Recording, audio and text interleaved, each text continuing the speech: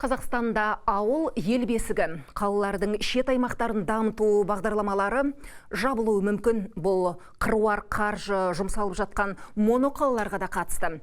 Өңірдің бюджетін реттеу, теңестіру мақсатында осындай қадам жасалмақ. Бұл жайында бүгінгі үкімет сағатында премьер-министрдің орынбасары Серік Жұманғарин айтты. Елімізде 17 өңір субвенциялық, яғни өз шығындарын өтеу үшін олар республикалық бюджеттен қомақты қаражат алып отыр. Мәселен, 2024 жылы аймақтарға бөлінген ақша 5 триллион теңгеден асып кеткен. Бұл соңғы 10 жылда республикалық бюджетке ауыз ашып отырған өңірлерге 5 есе көп қаражат бөлінді деген сөз. Депутаттар бөлінген қыруар қаржының игерілуінде көңілді күптететін тұстар көп.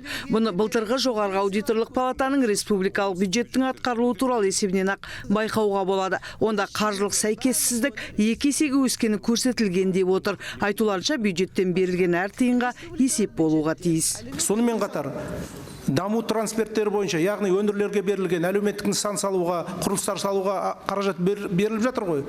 Осылар бойынша да мәселелер бар.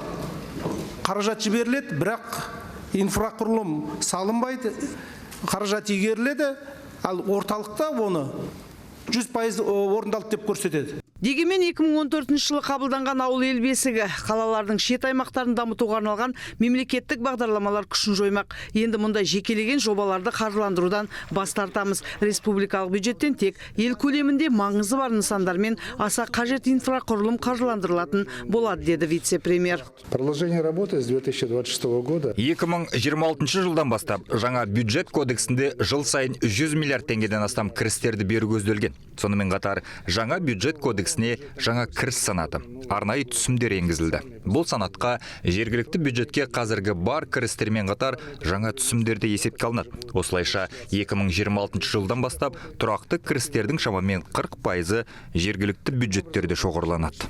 Вице-премьердің айтуынша бұл қымбат, бірақ елге әлеуметтік экономикалық пайдасы зор жобаларды іске асыруға мүмкіндік бермек. Ал тұрғындардың күнделікті өміріне қажет нысандар жергілікті бюджет есебінен қаржыландырылады. Айзат Тұрғынбекқызы, Арман Букеев, 7-ші арна.